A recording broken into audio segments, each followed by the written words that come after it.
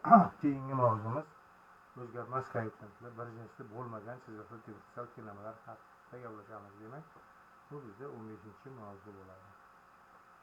Demak, ushbu tenglama berilgan bo'lsa, y darajasi n plus a1 y n minus 1 plus va hokazo plus a n minus 1 y shtrix plus a n y teng qx 8-14. Bu tenglamani demak noma'lum koeffitsiyentlar usulida yechishimizdan ko'rib chiqamiz.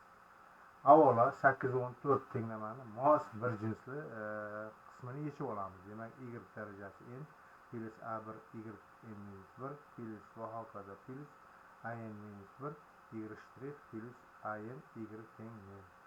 Tenglama 8-9 xarakteristik tenglamani tepada o'tgan mavzumizda ko'rib chiqqandik. O'tgan darsimizda xarakteristik tenglamaning ildizlarini ko'rsatilgan usulda yechib, umumiy yechimini topib olamiz. So'ngra xususiy yechimini izlaymiz. Ya'ni buni biz o'tgan darsda to'liq o'tgandik. Endi xususiy yechim. Xususiy nimaga ega bo'lgan yechimimizni xususiy yechim deyiladi. Demak, quyidagicha yozamiz. Agar tenglamaning o'ng tomoni qx maxsus ko'rinishda ega bo'lsa, u holda 8-14 tenglamaning xususiy yechimini noma'lum koeffitsiyentlar usuli bo'yicha topishimiz mumkin. Ba'zi hollarni ko'rib chiqamiz. Birinchi, AC ya'ni qx teng a0 x darajasi n plus a1 x n minus 1 plus va hokazo am y darajasi lambda x ko'rinishda bo'lsa, agarda mana shu gammamiz 8-14 tenglamaning xarakteristik tenglamasining yechimi bo'lmasa, bu holda gamma teng emas lambda i'lar i birdan n'gacha. Bu holda xususiy yechimimiz quyidagi y chiziqcha b0 xm plus b1 x m minus 1 plus va hokazo plus bm qavs yopilgan y darajasi gamma x 8-15 ko'rinishda qidiriladi. Agar gamma xarakteristik tenglamaning k karrali ildizi bo'lsa, bu holda qavs ichida gamma teng lambda i'lar bilan teng bo'lib qolsa, i'miz birdan k gacha o'zgaradi. Bu holda y chiziqcha xususiy yechimimiz quyidagicha izlanar ekan: x darajasi k b0 qavs ichida, demak b0 x darajasi n plus b1 x darajasi n minus 1 plus va hokazo plus bm qavs yopilgan y darajasi gamma x 8-16 ko'rinishda qidiriladi. Bunda b noma'lum o'zgarmas sonlar i birdan n gacha o'zgaradi. 8-15 yoki 8-16 ko'rinishni noma'lum bi koeffitsiyentlarini topish uchun ularning ifodalarini 8-14 tenglamalarga qo'yib, tenglikni har ikkala tomoniga o'xshash hadlarini koeffitsiyentlarini tenglashimiz lozim bo'ladi. 8-14 tenglamaning umumiy yechimini esa quyidagicha yozamiz: y teng umumiy yechimini y umumiy desak ham bo'ladi. Bu yerda nega yozamiz? Y umumiy teng bo'ladi y bir jinsli yechimining umumiy yechimi plus va mana xususiy yechim y chiziqcha ko'rinishda ifodalanadi. Bu yerda y demak bir jinsli qismining tenglamani mos bir jinsli tenglamaning umumiy yechimi, y chiziqcha esa yerda keltirib o'tyapmiz bir jinsli bo'lmagan tenglamaning biror xususiy yechimi. Endi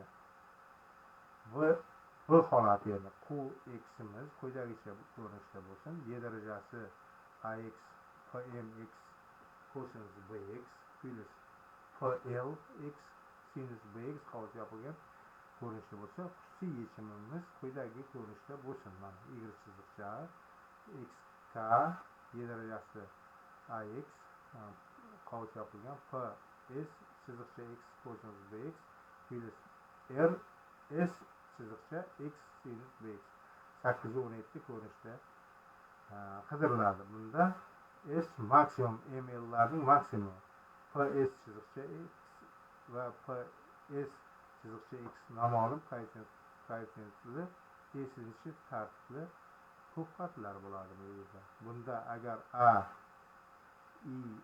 plus i b xarakteristik tenglamaning ildizi bo'lmasa, k barobar 0. Agar xarakteristik tenglamaning ildizi bo'lsa, u holda k 0 dan farqli. K ildizlarning karrasi ekanligini bildiradi. Endi eslatma, agar 8 va 14 tenglamaning o'ng tomonidagi qo'yix funksiya turli ko'rinishdagi bir nechta funksiyalarning yig'indisidan iborat bo'lsa, u holda tenglama o'ng tomondagi funksiyalarga alohida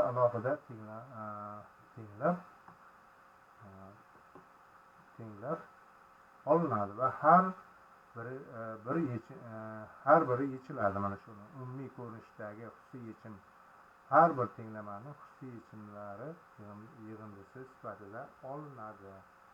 Shu bilan mana bu nimamizga mos bitta misolni yechib chiqamiz. Tenglamaning umumiy yechimini toping. Mana shu y darajasi 3-chi hosilasi minus y 2-chi hosilasi plus y' minus y teng x kvadrat plus x 8 va 18. Yechish tenglamaning xarakteristik tenglamasi, ya'ni mana shunga hosilaning tartibiga teng bo'ladi dedik bayna.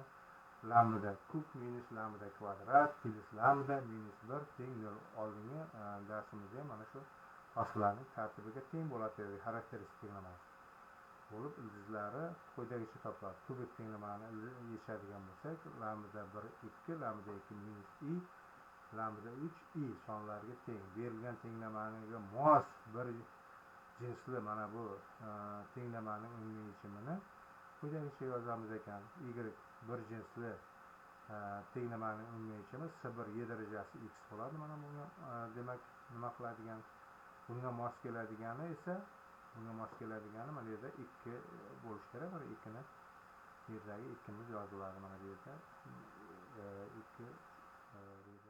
2 qoldirilibdi. Mana bu yerda aslida 2 yozish kerak. Cosinus x 3 sinus x ko'rinishda bo'ladi. 8 va 13 formulani qarang. Mana tepadagi 8 va 13 formulaga qarasak bo'ladi. Qarang, o'tkarilmadagi mavzumizga. Bu tenglamada qo'yx teng bo'lyapti x kvadrat plus x bo'lib, gamma teng 0. Xarakteristik tenglamaning ildizi emas. Gammamiz lambda illatga teng emas. Shuning uchun xususiy yechim quyidagicha izlanadi. Y chiziqcha b1 x kvadrat plus b2 x plus b3 8 va 9. Ikkinchi tartibni ko'pxat ko'rinishda qidiramiz. B1 b2 b3 sonlarini hozircha noma'lum. Va bularni demak 8 va 19 ifoda 8 va 18 tenglamaga qo'yib quyidagicha yozib chiqamiz. Minus b1 x kvadrat plus 2 b1 minus b2 x b2 minus 2 b2 minus b3 qavsapilgan x kvadrat plus x tenglikni hosil qilamiz. Undan mos koeffitsiyentlarni tenglaymiz. X kvadrat minus b1 teng 1, x teng 2 b1 minus b2 teng 1, x teng 0 ise b2 minus 2 b1 minus b3 teng 0. Sistema qilib ustimani yechib b1 b2 b3larni topamiz. Demak, b1imiz minus 1 ga teng, b2 minus 3 ga teng, b3 minus 1 ga teng. Buni sistemani yechishni bilamiz. Bu sonlardan 8 va 9 ga qo'yib y chiziqchani minus x kvadrat minus 3x minus 1 ekanligini hosil qilamiz. 8 va 18 tenglamaning umumiy yechimini quyidagicha yozamiz ekan. Y teng s1 y darajasi x plus s2 cosinus x plus s3 sinus x minus x kvadrat minus 3x minus 1 ko'rinishda bo'ladi. Shu bilan mana bu demak nimani shu mavzumizni yakunlasak bo'ladi. E'tiborlaringiz uchun rahmat.